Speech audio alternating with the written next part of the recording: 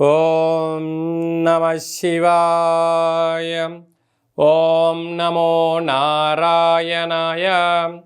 సంచిత కర్మ, ప్రారబ్ధ కర్మ, ఆగమిక కర్మ, నరదృష్టి నివారణ కాల భైరవాయ నమో నమః. హరి ఓం. ఓం రాహు అరిష్టేతు సంప్రాప్తే రాహు పూజాంచ కారయేత్. రాహుధ్యానం ప్రవక్ష్యామి చక్షుదోషపీడోప ఉపశాంతయే. ఓం కాత్యాయనాయ విద్మహే కన్యకుమారి ధీమహి తన్నో దుర్గి ప్రచోదయాతు. హరి ఓం.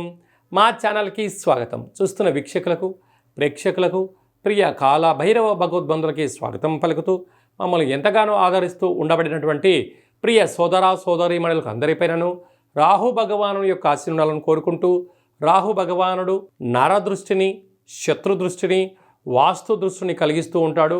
అలాంటి అందరిపైనను ఎలాంటి దోషాలు లేకుండా అందరికీ ప్రశాంతమైన వాతావరణాన్ని కలిగించి, అందరూ అనేక రకాలమైన ఎవరెవరైతే ఏ వృత్తులు అయితే చేస్తున్నారో ఆ వృత్తులలో అద్భుతమైన విజయం ప్రసాదించాలని కోరుకుందాము. అలాగనే ఐశ్వర్యం ప్రసాదించాలని మనసారా రాహు భగవంతుని కోరుకుందాం. అలాగా 18 సంవత్సరముల తర్వాత రాహు భగవానుడు కుంభరాశిలో సంచారం చేయబోతున్నాడు. 19వ తారీఖు 5వ నెల 2025 నుండి కుంభరాశిలో రాహు భగవానుడు యొక్క సంచార స్థితి. వృషభ రాశి వారికి 18 సంవత్సరాల తర్వాత రాహు భగవానుడు కుంభరాశిలో రాజ్యస్థానంలో వృత్తి, ఉద్యోగ, వ్యాపార, రాజకీయ, సేవారంగ, మార్కెటింగ్ రంగంలో స్వామివారు సంచారం చేయడం వలన స్వల్ప కొద్దిపాటి ఆటంకాలు ఉంటాయి. వాటిని మనోధైర్యం చేత అధిగమించే మానవ ప్రయత్నం చేయాలి. లేకపోతే అక్కడే శత్రువులు పెరిగి మీ ఉద్యోగం పోయి అనేక రకాల ఇబ్బందులకు గురయ్యే పరిస్థితి ఉంటుంది. కనుక సమస్య లేని స్థలం ఉండదు, ఆటంకాలు లేని ఉద్యోగాలు ఉండవు.